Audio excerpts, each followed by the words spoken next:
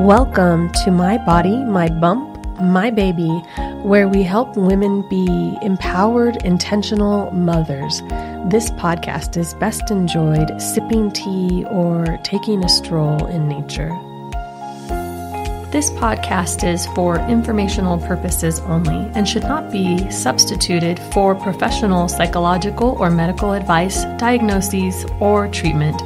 Always seek the advice of your physician, midwife, or other qualified health provider with any questions about your personal situation, health, or medical condition.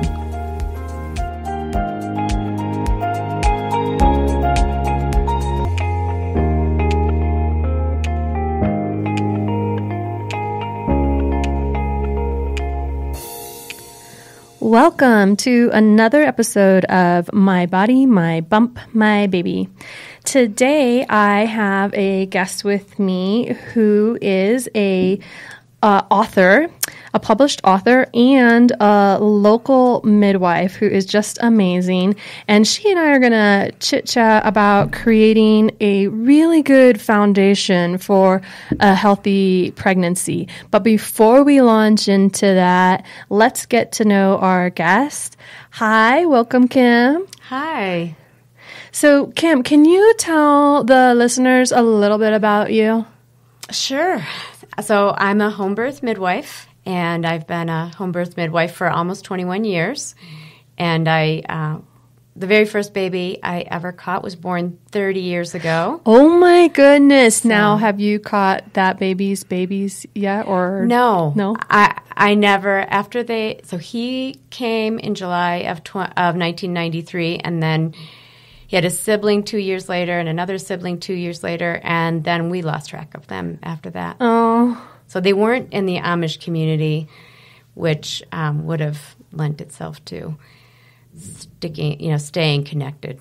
So this is super cool. Can you talk about that, just a quick brief? You've worked with the Amish community for a good part of your midwifery practice, right? Yeah, 2/3 of it. So my first 20 years was between my studenthood and my initial years of practice was within an Amish community. And they do things a little bit differently with pregnancy and birth, right? I don't really know if they do. They do things differently with their lives. They keep it simple and keep it down home, and they really truly do create a community and work within a community. But when it comes to being pregnant and having babies, besides the fact that they probably will have a lot more babies than most non-Amish women will, they just are women having babies. But do they make choices like we might make a choice about where they're going to birth or how they're going to birth, or is that kind of like it's pretty straightforward? They all kind of do the same thing? No, they make the same choices. Okay. Some of them birth in the hospital, some of them birth at birth centers. I didn't know that. Yeah. So we would, do interviews, go and people would meet us and ask us questions and decide if they want a home birth or not. Yeah. Okay. So when you came in today, you had a special stat that you wanted to share, and I think it's pretty amazing, and I think it also talks to your level of experience as a midwife. Would you mind sharing your special stat? Yes. So as of Sunday, I've been part of 700 babies' births. Oh, that's amazing. That's a lot, and how wonderful. Yeah. So one of the things we wanted to chat with you about is how can a listener who is either thinking of getting pregnant or is currently pregnant, how can she really get a good foundation set for her pregnancy and her birth and maybe even postpartum and her new baby? We wanted to hit a couple of things that commonly come up in pregnancy. So I kind of just wanted to maybe give some general information and then maybe hit a few of these things that in our yoga class, we have like a group of mamas and they get to chat every week, and people are very worried about a few of these tests that they have to go through in their pregnancy. They're like little milestones, but they mean a lot. And I'm just I'd love to dive in and get your thoughts on things that we can do to help ensure that we get the results that we want in this pregnancy and that we just have the most healthy, happy pregnancy and birth experience that we possibly can. So just generally, and start wherever you want, but what would your recommendation be for a woman who is planning to become pregnant or is newly pregnant to set like a good foundation for a healthy, happy pregnancy and baby? Well, I really focus on just basic lifestyle choices and feel like if you are adhering to some really healthy choices, you're just you will naturally flow in a measure of good health.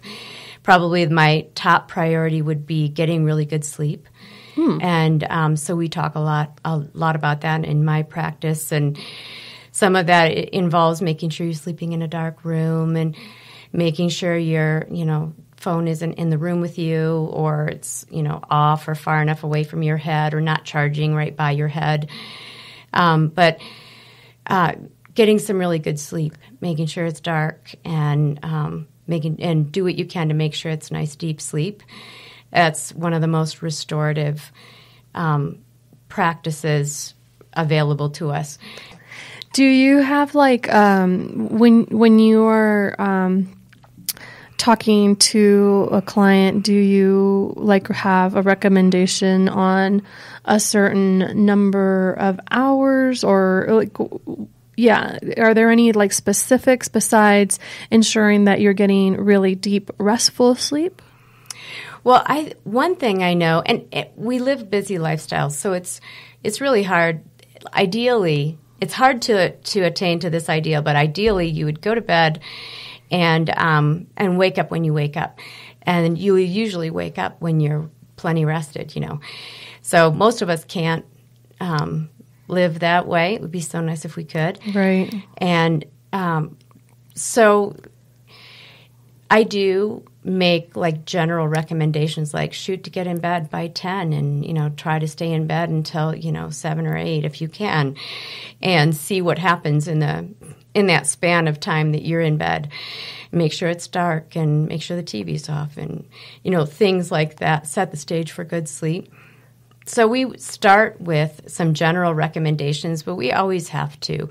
We're always ready to meet a mom where she's actually at in her life. And also, what is she – some people don't really want to focus on sleep, and some people don't want to, go to bed. They have their own – it's their life. So we try to work with them where they are and, according to their values and their goals and things like that.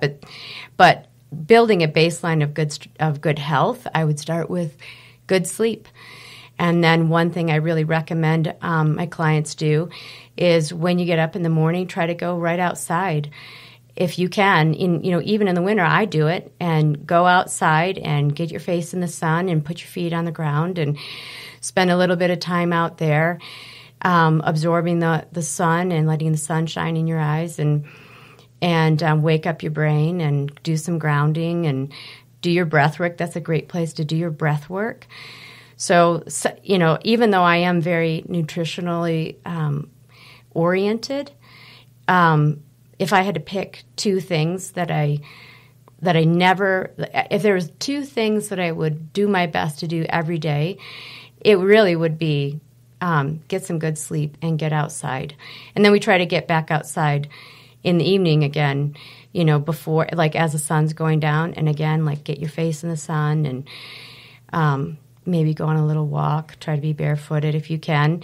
And if it's wintertime, you still can do that. You just have to be creative and probably won't spend as much time out there. I love that. So you probably know, Hannah is an avid gardener and I'm an avid gardener. And I just think getting outside each day is so important.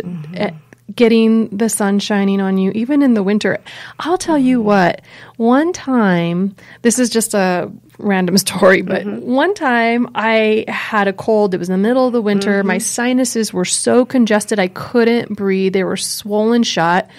But I have these 2 Vizslas, and I have to take them out every day. They really don't care what the temperature is. They don't care if it's snowing or if there's a foot of snow in the ground. They don't care. They need to go. And so here I am, not feeling my greatest, and I take this dog out, and it's freaking cold out that day. I'm like, oh my gosh, I can't believe I'm doing this. But after I had been out there for about 30 minutes, this is probably the amount of time it took for my sinuses to get iced over, feel like freezing. They opened up, and all of the crud that had been getting stuck in there just started coming out. I actually lengthened the walk a little bit because I'm like, oh my gosh, this is therapeutic. I would have never have thought to stick my face in ice cold temperature, but obviously that makes sense, right? It reduces swelling. But yeah, I love that recommendation. And just getting outside and in the morning is a nice way to start. It's a much nicer way to start than looking at your cell phone and looking at emails. It is such a nice way to start. When I'm sitting out there in the morning, I always feel like it'll come over me at some point like I'm on a tiny little vacation. And you can hear the sounds of the birds and the wind. And sometimes all the summer with all the rain, we heard frogs and toads and the hummingbirds come and go. And it's just it's a really nice centering way to start the day. It's wonderful, yeah. And it does have established, health benefits. It reduces inflammation to have your feet on the ground. And we had a family battling a respiratory infection at one point a couple years ago, and the dad has a history of asthma, and he was really struggling. And the mom called and said, well, we're about to go to the hospital. Do you have any ideas? Anything he maybe could do before we go? And, I have lots and lots of ideas, like a little regimen of, take this and take that and do X, Y, and Z. But I said, if I were you, it was autumn, but it was a nice sunny day. I said, wrap up in a blanket and go sit outside and put your face right in the sun while you're trying to decide what you're going to do, and see if you can sit out there for 40 minutes. And as you're deciding, do I want to try these remedies or do I want to go to the hospital? And he felt so much better after that 40-minute period that they never went to the hospital. And I don't even know what remedies they did. Oh, interesting. So, yeah, I love it. Going outside. And so if someone is struggling with their blood pressure or someone is struggling with anxiety, it's like almost anything, just go sit out there, put your feet on the ground, and let the earth suck it all out of you, and the sun warm your soul, and you'll go back inside and feel better. I love that. Well, I will tell you, I wasn't quite expecting that to be on the list, but that's fantastic. I think most of the listeners wouldn't. I think that everybody is so used to saying, eat good foods, exercise, these things. But you're so far the first two are actually very different. Get good sleep and go outside. That's fantastic. Yeah, when they're so cheap, especially to go outside. And the kids usually, if you have kids too, they like to go outside. So right. I live with all of my grandchildren, and there's always somebody out there with me. And I love that too. So, and they're more than happy to go outside at any time, any weather, right? Yeah. They're always happy to go outside. So that's helpful. That's like my puppies. That's why I got them. I'm like, you're going to drag me out and keep me accountable for these things. Yeah. Sometimes you do need a little something to prompt you to do it. So would there be any other things, generally speaking, that you would recommend for good foundation, or maybe that you already recommend to your clients? By the way, for the listeners, Kim is a home birth midwife here in Colorado Springs, and she's amazing. And it's wonderful to attend the births with her. So sometimes when she's talking, she's actually talking about what she tells her clients, and this is some of the things that you get when you have a good home birth midwife, and they spend a little more time with you and they talk about things like this, because a lot of OBs don't have time to talk about your sleep. Right? They don't have that kind of time. So just wanted to point out that's like a nice little benefit of a different model of care. Well, and philosophically speaking, 80% of women are typically low risk enough at the start of their pregnancies to investigate and potentially pursue a home birth. And 80% of those women will go on to birth spontaneously. Yeah. And I always say to my clients, like, we wind up being like the cleaning crew, the support, the cheerleaders, the support. And we bring bags and bags of material to your house for just in case crazy things happen. But really almost it's very rare that a crazy thing happens at a birth. But that outcome begins at the beginning of care, and even prior to care. We have people who come to us and say, "Hey, we want to get pregnant. What are your recommendations for, lifestyle and the questions you're asking me today be?" So we really do spend, I would say, the bulk of our time prenatally helping a mom maximize the chance that she would be able to enjoy a spontaneous birth at the end of her pregnancy, and then roll into a healthy postpartum too. So, the next level of recommendations we make have to do with what you're putting in your body, your drink and your food. And we are, there's lots and lots of different approaches to that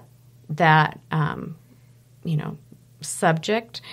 We're on the animal-based side of the spectrum, and we really focus a lot on whole foods, whole food supplements. So if somebody is taking supplements, ideally it would be like a food supplement like liver or oysters or something along those lines, that where nature has packaged it just perfectly for our consumption and to nourish our bodies. So we also focus a lot on mineral saturation, and so a lot of our recommendations are along the lines of like how to achieve mineral saturation and how to eat. So tell me about that, because I think I have like a little bit of an obsessive personality, so I get on these tangents, right? I've been like really focusing on microbiome and also gut health and also the microflora of the soils. But recently I'm focusing on water. And you're mentioning minerals, and I'm just like, what are your thoughts? Like, what are your suggestions for people to get those minerals?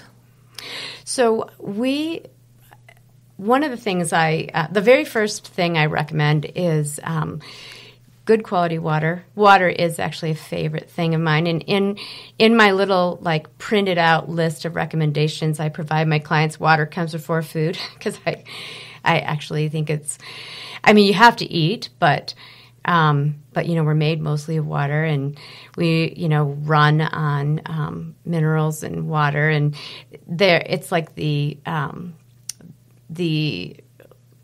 energizer, like the battery of our, how do I say it? It's like what powers us. Yeah. And obviously you need the calories too. But we do begin with water. So in an ideal world, everyone would drink like really clean, structured water. And we have a whole house structured water system, which I love. And we add minerals to the water. Okay. And then, add a little lemon and add some things like that help you absorb what you're... Yeah, and we actually even talk about, like, how to consume your water. Don't just say to yourself, I have to drink 3 quarts of water a day, so 3 times a day drink a quart all at once. You'll just flush a lot of that right out of your system because we're not designed to, guzzle big, giant amounts of And that water. actually ends up being counterproductive. That actually could cause issues, right? Because it's more flushing the minerals out of your body rather than replenishing because it's just too much for the body at one time. Yeah. And, I think we have prenatal yoga classes and mamas come in and they bring their big old jugs of water and they're feeling like they're doing a great job. And they are trying to do a great job. It's a perfect idea, but it turns out that a lot of times that water is either water from the tap, which is chlorinated and just not really the best water, or just very filtered water that was from the tap and then it got filtered out. But one of the things I have recently learned about is there's different kinds of water, right? There is water that is dead. So I feel like the water that comes from the tap is dead. That's what they put chlorine in there for. They're trying to kill all of the things that could be harmful. And then also in the process, they kill everything else that's good. But there's also live water as well, right? And that's kind of what you're talking about. Yeah, if you can get the structured water, and we're not all going to be able to run into the mountains and get a big, jug full of water right from the stream, or anything like that. And who knows what else we'd get if we did do that. A little bit of too much, a little bit extra. Too much. Yeah. But yeah, to get clean water, like I like that we live on a well, so at least it's like water coming from the ground and not running through a water purification plant, and who knows what else is in there. People talk about medications that get, basically unwittingly recycled through the for some reason systems. They can't get processed out. Right. This is kind of crazy. My brother was recently talking to me about this, and I don't know if there's I haven't seen any data on this, but he's like sure that there's estrogen coming through the water. I believe there is data on that. They talk about like the volume of birth control, hormonal birth control, that the population is on, and there is a degree of that in the water. That just cannot get filtered out in the process. Right. So what would somebody do if maybe they only have access to the water out of the tap? Do you have recommendations for that?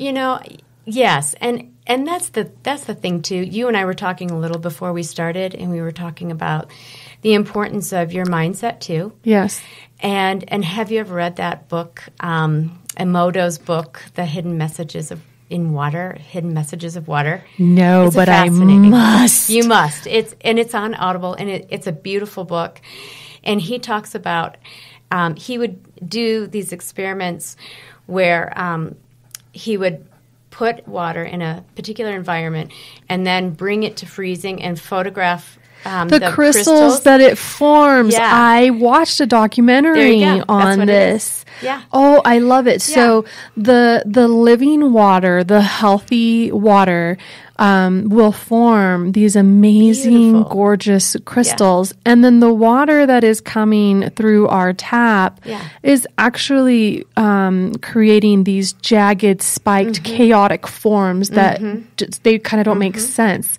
Right. And they even say, so he says in the book, he did experiments where he would write love on a piece of paper and attach it to a bottle of water, and write hate on a piece of paper and attach it to a bottle of water, and they would form different crystals. That's crazy. And so I just think about that a lot too, where maybe if all you can do is drink water from your tap, it's better than the water available to the women in Haiti. Sure. Or the depths of Africa or other, under-resourced places. So you can always be grateful And here's something that really struck me. I did do 3 weeks years ago in Haiti, working at a birth center there, and I was astonished to see some of the most at-risk women in the Western Hemisphere. They still would basically go into labor and birth their babies. Yeah. It still worked. Yes. Even without clean food, clean water, and adequate food, and who knows what else was going on in their lives. It's such a good system. Like, we don't need to fix it. It doesn't need fixing. It just needs love and support. Yes. And so you only have what you have. And everybody has a different set of values too. So I value health. I've had health issues that have, I think, changed my perspective on the pursuit of health. So I invest my money in health. Yes. And then other people want to invest their money in other things, and they don't want to spend, $2,000 on a whole house water structuring system. And that's okay. You get to decide what's important to you and focus on that. Right. And I think we can really get ourselves in a funny spot when we think, well, it has to be, to drink good water, it has to look like this, and to have good food, it has to look like this. So I think we didn't. We haven't really talked about food yet, but no. It's the same thing with the food side of things, where we come from more of an animal-based philosophy of like food consumption. And, at the very extreme end of that is like all grass-fed and grass-finished. Right. And 100%, the amazing quality beef, or, game or something like that. And the book Sacred Cow by Diana Rogers and Rob Wolf, they talk about how cows, ruminants, are amazing upcyclers. They can eat stuff that's hardly even food at all. And their tissue will still be good quality food. That's amazing. For the most part. Yeah. They can even eat from glyphosate fields, and there won't be nearly as much glyphosate in their body tissues as you would ever think. Because really? It's just the beauty of a ruminant. Interesting. So it is like, do the best you can. Here's, and this is what we do with our clients too. We say, here's what I know. Here's what I know, or I think I know. Here's what I know right now. Right. And here's what I think about it. And take it, leave it, mix it up with what you know. Yeah. What resonates with you. Right. And then, and then we spend our prenatal visits taking measurements and, drawing labs and doing your blood pressure and looking at your pee. And basically it's an opportunity to show you, like raise a mirror in front of you and say, so this is the result of what we've been choices. Doing. Right. Do you like what you see? Right. Is this what you want? And then we can say, sometimes we can look at a chart and say, oh, look at your blood pressure, or look at your blood glucoses, or look here it looks a little bit. It looks like you're heading in this particular direction. Is that where you want to go? And if it isn't, then let's tweak it together. Let's tweak what you're doing together, right? And see if we can change your trajectory. I need to hire you just for life. Can we do that just for my life? I probably wouldn't let you pay me. Once a year, let me come in and you show me my trajectory, and then we'll tweak it. I like that. Yeah. I like that. Okay, so one of the things that we'll talk about a little bit about water a little bit more, and then we'll get into the food. But one of the things that you mentioned was getting the minerals that you need, and I'm wondering what are those minerals helping or doing for the pregnant body? Why are those so important? You guys even have recipes that you share to help pregnant people get those minerals in, so they're super valuable. What are those helping with? Well, they say magnesium aids with the function of thousands of of little processes in the body, and potassium and sodium and all of these minerals in the right balance. Keep your water, your cellular fluid where it belongs. It keeps your heart pump, beating properly. It keeps your heart electricity, like the electrical system, online and functioning optimally. And adequate water with the minerals can keep your blood a good viscosity, so your blood pressure's where you want it, and of course then perfusion for the placenta and adequate water for the baby. How much water you drink and while you're pregnant does affect the actual volume of water in the baby's water sac. Right. So things like that. Mineralized water, not just even plain water. Regular water too could do that. Just water. Water itself is really important. I think if you want to get the most out of your water, then I like mineralized water. But I have clients who cannot put the minerals in their water. They don't like how it tastes that way. So then they use the other mineral smoothie recipe one of our clients created. Oh, I like that. And we pass that around. And you had some mineral supplement that you recommend to put into the water. What was that? Mm-hmm. So I like Remag. So Carolyn Dean's Remag. It's an ionic magnesium. And one thing I like, probably the primary selling point of that particular form of magnesium is most people know that if you overtake, let's say you're trying to achieve magnesium saturation and you're testing your magnesium RBC and you're shooting for 6 to 6.5, and you're down here at 4.2, and so you're going to increase your magnesium. And as you increase your magnesium, depending on the form you take, the next thing you know, you're just down the toilet. Yes. and how helpful is that? Maybe not. And then that probably throws off your potassium and throws off your soda, throw everything else off. So the ionic minerals, and I'm not a chemist, I'm not a chemist, I'm not a scientist, but it doesn't, you can take enough and not have diarrhea. Basically. Oh, nice. Nice. Yeah. Right. Okay. Yeah. That's helpful. Yeah. I feel like you can use that too. Like if you're pregnant and you're constipated, you could add a little bit extra and get your stuff flowing again. But although I will say, if you're pregnant and you're constipated, there are times to reach for the Band-Aid. You're in a tough spot right now, and you just had a baby and you have a hemorrhoid and you need to poop. And that can be one of those hidden little surprise things you didn't know would be horrible after you had a baby. But so maybe a little natural calm at that point just to get you going might be just right.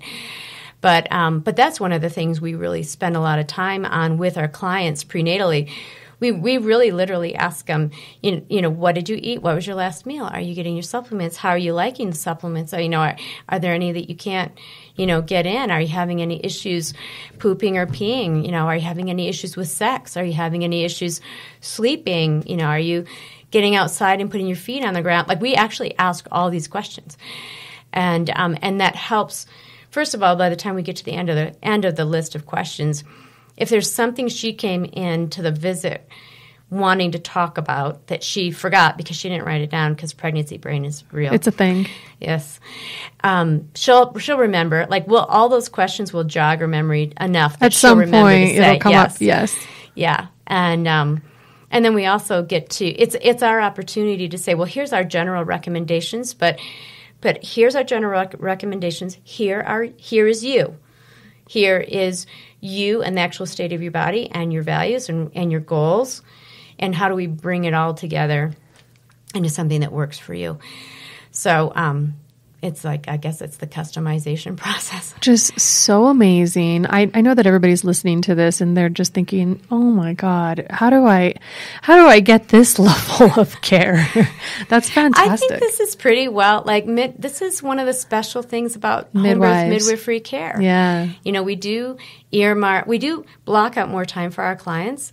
We only take low risk women. Right. So our first order of business is, how do we make sure you stay low risk? Yes. And one of the things, it's a lot easier if you have an issue. That's the other thing about spending time, spending adequate time with each client, and actually taking the time to ask these questions and listen to her answers and formulate, solutions to issues.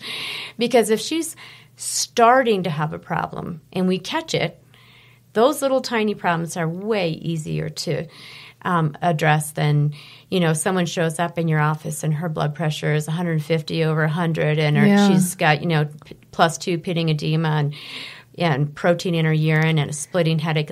It's done.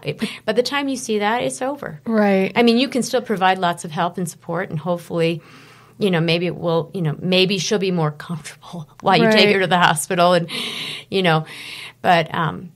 but yeah, if you can head it off at the pass, and that's the next thing is, it is like we were talking about when we were talking about the women in Haiti, that are so they're so like under resourced, and they don't have clean water, and they don't have adequate food, and yet they walk to the clinic and knock on the door and come inside, and they're in labor, and they labor for a little while, and then they give birth to their baby, and then they walk back home, and most of the time it goes really beautifully, even without what we would consider essential, right? In the United States. Yeah. So the bottom line is, the bottom line is, it's an amazing design, and it is designed to work. And our bodies are if you provide it the help and support it needs, it will regenerate itself and manage itself. And I think some of the help and support is, writing love on a water bottle and letting it, bring your water to life, and having that mindset of gratitude and love and appreciation, and really watching how you view the world, and asking yourself if you have a tendency to view it negatively, or view it like glass half empty. You can ask yourself where that comes from. This is so, I know that some people might think that these concepts are very woo-woo and out there, but when I was learning about the water and how the water scientifically has been shown is affected by its surroundings, right? So if we are praying, and if we are issuing love energy into the world, the water responds to it. And if we're negative and being ugly, then the water responds to it as well. They've shown this, you can see it. And it got me thinking, as I was learning about this, about the pregnant person and that baby who is surrounded by water. Yeah.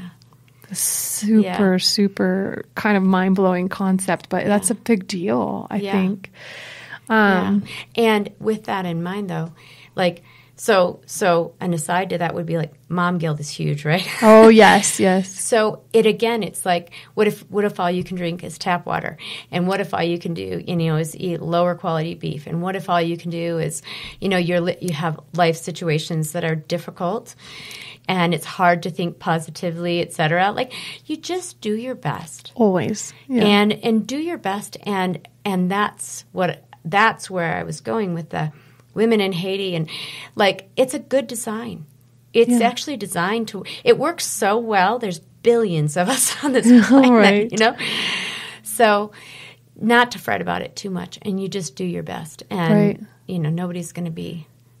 And enjoy perfect. It. And enjoy it. Oh, what a blessing this whole thing is, to be honest, Yes.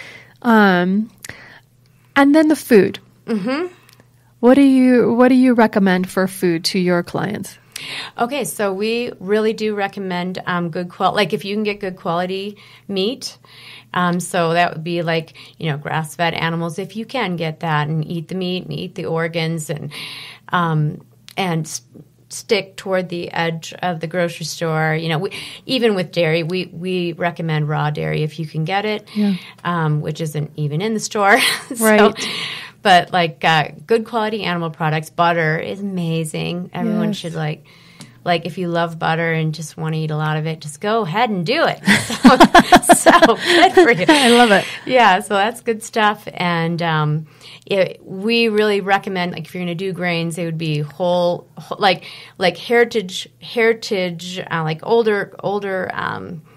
What am I thinking? Like the traditional breeds of like grain and fermentation. Not today's wheat. Right. Basically. Not today's wheat. Because it's been manipulated and structure has changed and it's no longer what it used to be as far as nutrition for us. Right. So if you do grains, we recommend like fermentation, or like if you're going to do rice, it's like good quality white rice, cook it, put it in the fridge, leave it there for 12 hours, rewarm it, and then you've, increased the resistant starch and the nutritional value that way. So basically, if you're going to eat grains, you really prepare them the way traditional people prepared them. Right. So I have a recipe. It's something that we eat in the winter. It's oat grout. So actually, it's the berries. Yeah, it's hard. But we soak and ferment it for 3 days, and then I actually just put it in the Instapot. You could put it in a crock pot too. Yeah. And give it that time to really cook. But it's amazing, and the nutritional value is phenomenal, and you don't have to worry if it's past its I don't want to say prime, but some of these ones that have been like the rolled oats, they go rancid on you. Like you really have to be careful with those type of things. And I think maybe most people don't realize that, but you can do like fermenting some of these grains and processing them in the way that it's like easy for your body to access the nutrition in there. It enhances the nutritional value while reducing the anti-nutrient properties of grains, so like the phytate levels and things. It helps to eliminate or minimize a lot of that. So yeah, I love that. Which is probably why all people from hundreds of years ago prepared their food that way. Right. And somewhere along the line, we're like, we don't remember why we did it, but we don't need to do that.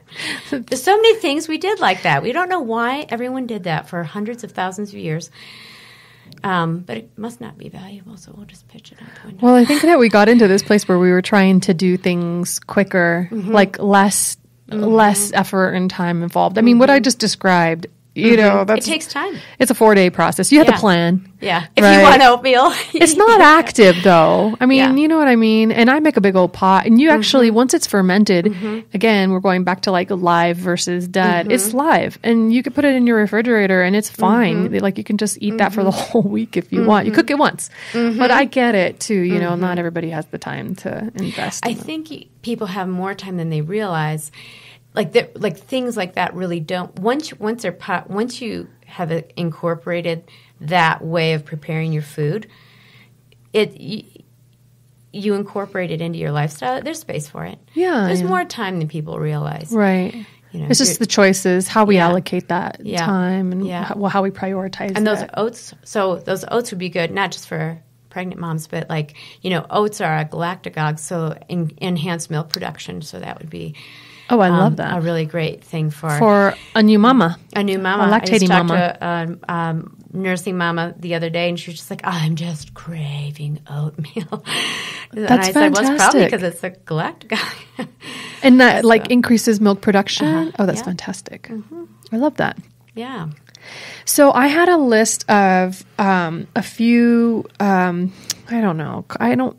common ailments that might pop up in pregnancy. And unfortunately, gosh darn, man, I haven't been doing this as long as you. I've been doing this only, but you're like 30 years in. I'm only 10 years in. That's a long time. But that's decent. But 10 years ago, I feel like some of these things, the instances were lower than they are now. And so one of the things I was wondering, I'm just going to go through this list. I'm going to let you talk to him. But I'm wondering, one of the things that comes up a lot is preeclampsia. Like, man, we get so many mamas coming through, and so that end up having either preeclampsia or gestational hypertension, just really high blood pressure, and they're having to be induced. And actually, several mamas who maybe they had planned to birth maybe at the birth center or something like that, and then they risk out because of these things. And so, nobody wants this. If you could head it off, are there any things, well, first maybe talk to us a little bit about what that is, and then are there any things that we can do like before we get there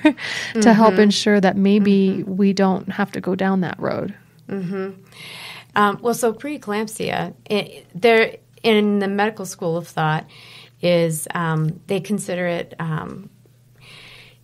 they don't think that it's something that you can see coming, that you can prevent, or that once it's happening you can treat. Okay. I will say probably once it's really in the full flower, you're in it. You know? It is. So in the midwifery vein I grew up in, one of the most important things that happen while you're pregnant, while a woman is pregnant and she's well-nourished and well-hydrated, living a healthy lifestyle, her blood volume is doubling through the course of her pregnancy. By 28 weeks, it's double, what it was prior to her pregnancy. And interestingly, they say that like the liver itself, when you're not pregnant, utilizes somewhere like 32% of your blood volume. I mean, it's a huge, uses a lot of your blood to get its job done. When you're pregnant, that amount is reduced to 25%, but if you have twice the blood volume, oh wow, then it's getting like still like maybe 50%. It's an increase. It's an increase overall as long as your blood volume is expanded, properly expanded. So that good expansion of blood volume really depends on adequate water, adequate minerals, adequate food, adequate protein. And it's so, I mean, sometimes I think sometimes things like that, it's sort of like when I said, get some good sleep and go sit outside in the sunshine. It's like, it's too easy. Right. It seems a little too easy. Right. But, you just need a lot of food. You need a lot of food and a lot of water when you're pregnant. You need good quality food. Quality, yeah. So it's also, we talk a lot about, so minerals are really important, but like nitrates that are in processed meats, that's like the anti-mineral. It's like an anti-nutrient, so you can, and some women can eat fast food all the way through their pregnancy and sail through their labor and birth, and then other women are like work so hard just to stay low risk enough to have home birth, right, and it doesn't seem fair. I always say to those moms, like, at some point the people who can quote unquote eat anything they want, it'll catch up at some point. It does, and you're being forced if you're being forced at the age of 24, in your pregnancies to really up your nutritional game, you'll benefit from that when you're 50. In the long term, yes. 70. Yeah. And I was one of those moms that I really had to, I had a lot of challenges, faced a lot of challenges like preeclampsia and blood sugar level issues, and dealt with hyperemesis when I was pregnant, and dealt with postpartum depression afterward. Oh, you just had it all. I did. I only had 2 children, but it really forced me to figure myself out. So now at the age of 53, I can say I'm definitely healthier than I was at 24, and I'm glad. And I wouldn't trade, making all the changes then, to be able to, feel good when I'm 53 and play with all my grandchildren, and go to births in the middle of the night and still function. Yeah.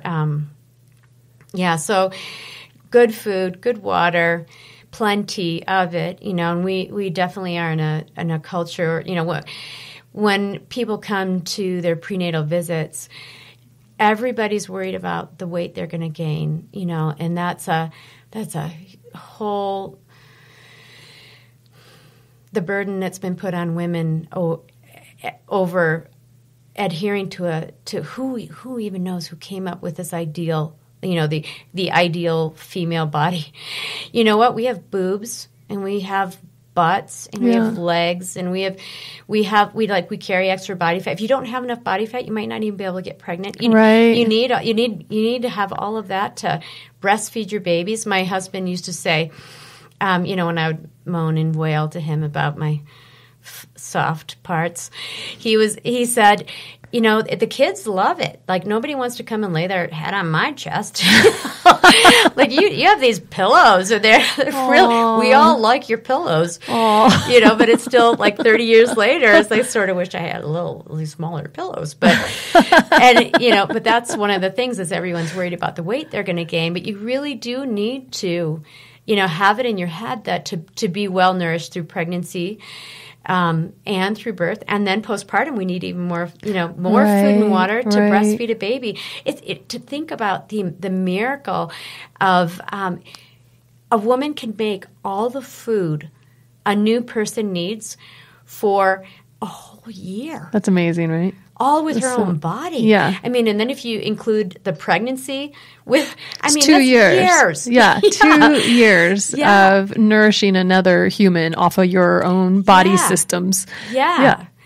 So that means you have to be nourished. Right. So it really is as simple as in our world, in the midwifery world I grew up in, it's eat enough protein, eat enough calories in general, try to stay away from the processed foods and the seed oils. And if there was one thing I'd tell everybody to avoid, it would be the seed oils. Okay. And just get, and if you don't want to do animal fat, then, avocado or coconut or other good quality, You do like avocado, coconut, but also like tallow. Yeah, but if you don't want the animal. Good quality. Yeah, if you don't want the animal. Yeah. Some people don't want the animals. Gotcha. So if you had somebody who really didn't want to do the animal, they could just do avocados. I would stick with avocado or coconut. What about olive oil? I think that there's a lot of question as to how pure it actually is, like how clean it really is. So there's a lot of concern about what really winds up in the olive oil. So I really kind of stay away from it myself. But I'm not opposed to eating animal products. So I eat butter. I eat tallow. And tallow. We do a lot of tallow. Yes. You get the good crisp that way. Yeah. I am trying to figure out how to so I melt it, let it cool again, whip it for your skin. And the first time, Hannah gave me a pot of that. I'm lathering my whole body in it. It's wonderful. The first time I did it, I don't know if it was the tallow I used or whatever, but I walked around smelling like beef stew. I was just like, and I even like beef stew, but I don't know if I want to smell like beef stew all day. So I'm working that hers did not smell like tallow at all, actually. Wow. I know, because I was a little freaked out when she gave it to me. I was like, what? You want me to put this on my face? She's like, it's wonderful. I'm like, it doesn't actually smell like tallow, so I don't know how she did it. Yeah, get her recipe. They do say don't put it on your skin if you can't eat it. Yeah, there you go. So I definitely could eat my beef stew. Yeah. Anyway. What about... The other one that comes up a lot, partly it's because of the test, the gestational diabetes test. We literally just last week on Tuesday, the girls were freaking out because somebody was about to have to take it, and she was really worried about having to drink the orange I can't remember what syrup crud. It's sugar with dye. Yeah, well, they have clear ones now. Okay. The one that I had here when I was working for the lab is clear, and it's not as syrupy, viscous. It's more like water, but it's still just sugar, a big thing of sugar. Yes. But actually, let's talk about two things if we can. I think we're going to run out of time, but this is such a good topic anyway. But alternatives to the syrup drink, if there is any, and how to stay in a place where you're not going to fail the test. That's really what everybody's worried about, right? They're worried about the drink, because it sounds disgusting and people don't want to vomit and have to take it again. Yeah. But also they don't want to fail and have to do the other test where it's 3 hours, 3 blood draws, and just they don't want to go down there. But and also they don't want to risk out of whatever choice they made. Right. And it's another version of like you're getting through your college courses and you study to pass the test, but you don't necessarily study to like gain the knowledge and have this amazing knowledge base you go into your future with. So I hate hearing that because it's really is about your health. Yeah. So in our practice, we have like probably 20 glucometers. We send the glucometers home with the moms. We have them do a fasting blood sugar, and then basically they write down everything they eat and drink for the several days, and then we have them do fasting blood sugar, and then they eat like breakfast and then check it 1 hour post-meal, 2 hour post-meal, 3 hour post-meal. If they can't do 3 hour post-meal, that's part of the test. Like if your blood sugar is so low you have to eat, don't force it, just eat and say I had to eat. And then we have them do that at various like different times a day over the course of a week, like 3 days initially. And then we just look at that paper with them. And we try to get that going, 20, like usually send them home with a glucometer at 24 weeks. And then we can spend a little bit of time. We've already spent by that point, unless they're coming late to care, which happens. But we've already spent a lot of time talking about good quality food choices and lifestyle choices. And so it's very, very rare that I have anybody, any of those numbers are, we are really off. It's very rare that those are off. And it is interesting where someone can say, well, I was doing this test and I decided to have, ice cream for dinner, and then I tested and then they see like this crazy spike in blood sugar, and it's like, so don't do that. Like there is an effect. Like you can see it. It's like measurable. Yes. Yeah. And I love that as a tool because it's the next step past like me saying this is what you should do and here's why. They get to see in real time how their body is responding to their lifestyle. Right. And even like how does an exercise session affect the blood sugars, and how does a good night's sleep affect their blood sugars? Because all of those factor in. And we actually do the same thing with like blood pressure, like if your blood pressure is, riding the line, or you're like we watch it trend upward over the course of the pregnancy, we'll send them home with a log where we'll say, so here's check your blood pressure at various times of the day. Eat your food, write everything down that you're eating, and write all your exercise down, and basically you can identify what you ought to be doing and what you oughtn't do. And make your own adjustments. And so then once we get, someone turns in, we had someone who was struggling with her blood sugars, and we just kept saying, helping her figure out how to tweak her diet and her lifestyle. And once we got a week where they all looked really good, then I said, if you're doing do what you have to do to pass the test, then you get to go back and do whatever you were doing before, right? Maybe that's how people... Right. And I said, now this is how your body wants you to eat during this pregnancy and like the rest of your life. And check periodically. Go ahead and check. Like I do diet diaries and check my blood sugars and do things like that just to see how am I doing. I love the way you said that. This is how your body wants you to eat. So I'm going to go back to my garden. So I have this garden, and when we first moved in, we had these garden beds put in, and I was planting in the garden beds. And, I've really dramatically changed how I garden. I'm doing like a lot of companion planting and kind of just where plants intermingle and you're making like a little forest, and they're helping each other. And this is my second year doing that. And this year, I had some volunteers. And the volunteers, I'm just amazed. I had a volunteer that ended up landing right under my roof line, and it's a zucchini. And I did zucchini the year before in the planter, and it was mediocre. It was kind of small, and zucchinis are usually big. So I was like, oh, that's super weird, right? This guy plants itself. It plants itself, and it is like now the length of my entire roof line. This thing is massive. It actually has no like water system to it. So like it got there, it started to grow, and it is the most beautiful, amazing zucchini I've ever seen. And I sat back and I said, oh, the garden is talking to me. Mm-hmm. The garden says, B, you should be planting here. Why are you not planting here? Just because there isn't an official, bed, a structure.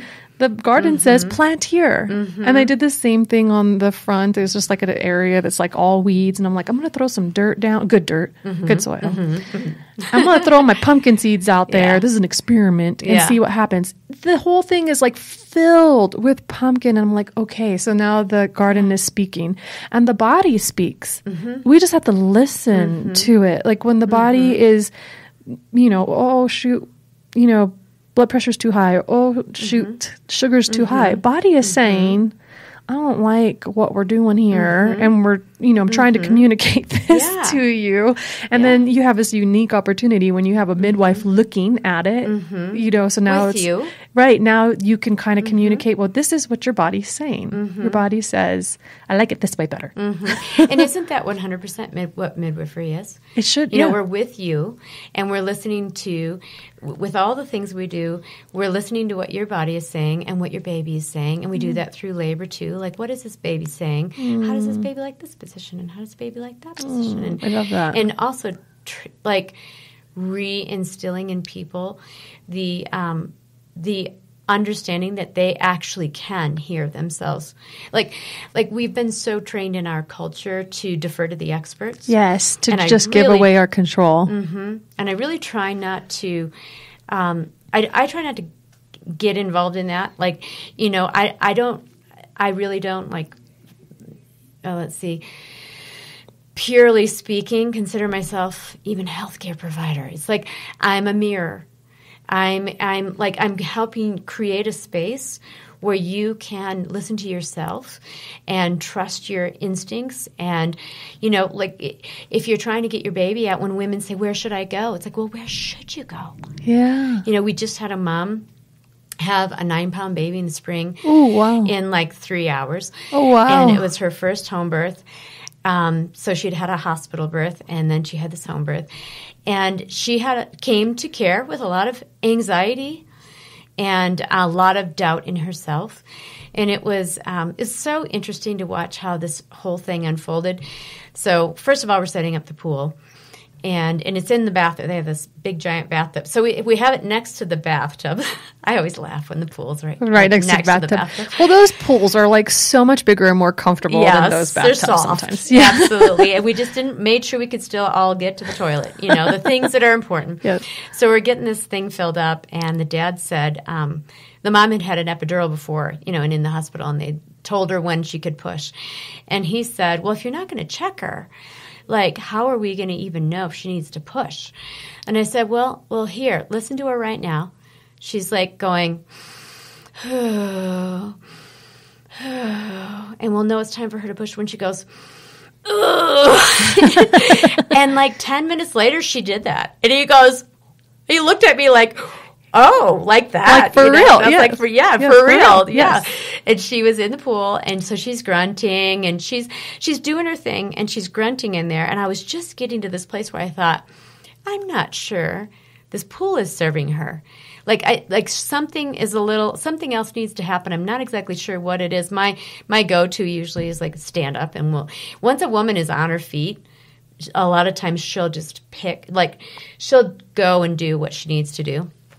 So I was sitting there thinking, I kind of want to get her up and out of that pool. But at the same time, so I was in that funny little place, she really wants to be. I didn't know how badly she wanted to be in the pool or not.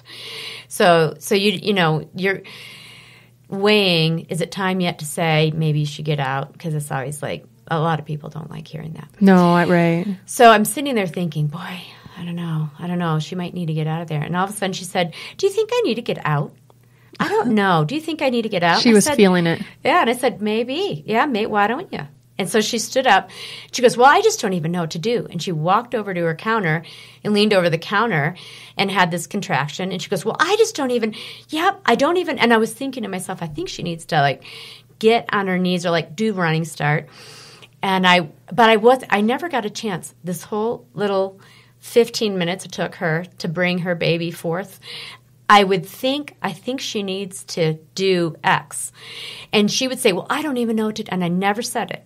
She would say, I don't even know what to do. And she would just do it. Nice. And then she would do a contraction there and say, well, I don't know what to do. And then stand up and put her foot on the birth stool. She did all these things, and all of a sudden, there's the baby. Oh, I love and it. He was 9 pounds, 2 ounces or something like that. And she didn't tear. And wow, it was that's beautiful. amazing. I mean, and it really was like the fetal ejection reflex, where it's like all of a sudden there must have been something a little funky about his, how he's lined up. And her movement adjusted his position, and then bam, it was like one effective contraction, and she got baby out. I love that you had some ideas in your mind, but you held them because I think that sometimes they look outward, like, I don't know what to do. That's looking outward. Mm-hmm. But then she brought herself back into her body and like connected with her body. Mm-hmm. The body will tell you, right? Yeah. The body told her, and then she had an intuition about, I just feel good if I do this. And then she did that, which I just love that. And none of this is rocket science. It's like when people say, well, how many centimeters dilated do you think I am? Even prior to birth. Do you think I'm dilated at all? And I say, well, yeah, you might be. Well, what do you, should you check me? And a lot of times I'll just teach them to check themselves. It's just your cervix. Yes. It's just your own cervix. Like, this isn't rocket science. Yeah. We'll just say, like, stick your fingers in your vagina. You really can't go very far from there. You feel around until you find the cervix. And then, you don't need to be scared. You don't need to be scared. No. You don't need an expert to tell you how open your mouth is or your cervix is. Yes, right? I love that. It's yours. Yes. And so I think it's the same thing with like, so if we're taking a diet diary and trying to, and looking at your blood sugars and how your blood sugars, how your system is responding to your life, then it's all laid out there right on the paper, and you can say, is this what I want? And all the power to change it is with you. I'm just your midwife. Yeah. I'm only with you, at best at the end of your pregnancy, once a week for an hour or two. Yeah. I'm not home with you, making sure you get that good night's sleep and go out in the sunshine and brush your teeth and actually floss maybe. And, right. You don't need. I had a pivotal moment when I was 20, pregnant with Hannah, and told the doctor, I was seeing a doctor and my midwife at the same time, as I thought we were supposed to, and my midwife never said, so what'd you seeing the doctor for? And I finally told the doctor, I'm going to have a home birth. And he said, well, that's, the most dangerous thing you could do for you and your baby. And I said, well, if we have a problem, then will you help us? He said, absolutely not. And I was like, that's an interesting train of thought. And then he said, well, he was literally yelling at me. And he said, well, the bottom line, Mrs. Woodard, is I'm responsible for your health care. And it was like, I'm so glad he said that, because a light switch came on in my head. And I realized there's no way in the world that guy is responsible for your health care. Yes. And, he doesn't even know me. Right. And he doesn't. And I said, I'm responsible for my health care. Yes. And goodbye. Yes. Walked out of there, and I had my own amazing home birth. I also struggled.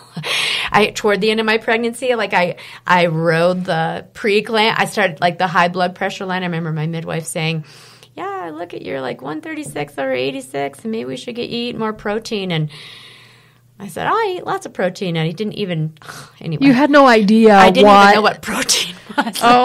I didn't realize till later, Oh, I think a lot of people don't know, what lots is also. I think, you know what I mean? I don't think people really, it takes effort to get the good amount. Yeah, and that's where you have to sit down and talk. I spent quite a bit of the morning talking to Mom about what adequate mineral and water intake looks like. Yes. What are you actually consuming, and what is, and now what's on our paper. Right. And let's make a comparison. Right. Yeah. So we are running out of time. This has been so fun, and the conversation has been so fantastic. Thank you so much. This has been fun. It's good. I right? really enjoyed it. I'm like, you and I got to get together and chat more. Just saying. But we had on our list a couple more things that we wanted to touch on today.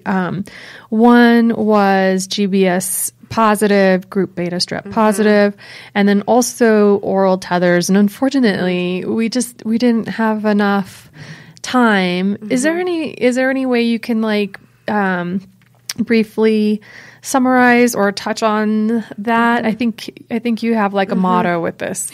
I do. And so when we look at these little, each individual thing that we're trying to maybe prevent or not, or avoid in a pregnancy, maybe the focus is a little bit off there.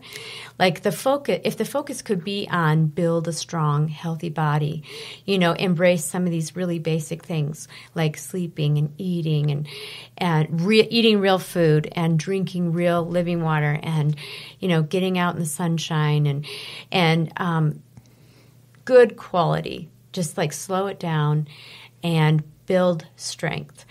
Then whatever issue you were more maybe a little more inclined to deal with, person A might be more inclined to deal with preeclampsia, and person B might be groupie strep positive, and person E is has all the tendency toward producing a baby with oral tethers.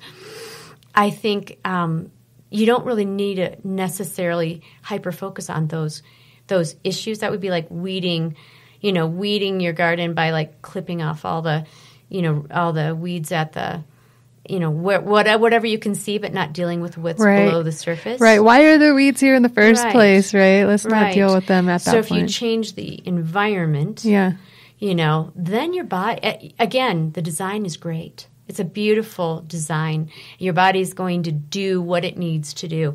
And then that is where it's nice to have a midwife. So let's say that in spite of all your efforts, you're still, heading on this particular trajectory, then you and your midwife can get more specific, how to adjust this trajectory. For your body. For this particular pregnancy. Yeah, yes, exactly. Right. Yeah. Yeah, so I think it's kind of like when Mother Teresa said, don't invite me to an anti-war rally, invite me to a peace rally. That. Let your focus be on like that.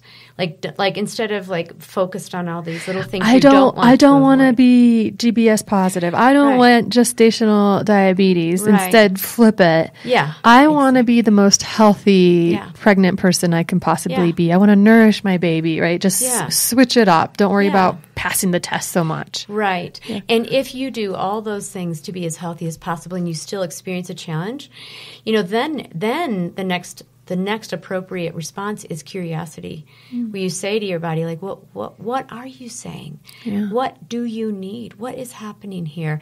How can I support you? Instead of the tendency of our culture is how do we fight cancer? And how do we fight this? Right. And how do we fight that? Right. Instead of how do we bring harmony? How do we bring balance? How do we bring ourselves back into a place of homeostasis? Once you're there, your body knows how to carry a baby. It knows how to labor. It knows how to birth. The baby knows how to be born. Yes. You watch those little babies. I think the Baby Shark song was made for the way a baby latches onto its mom's nipple. You watch all of that. It's amazing. It works. You're right. Just it needs the right environment for it, but it works. Yes.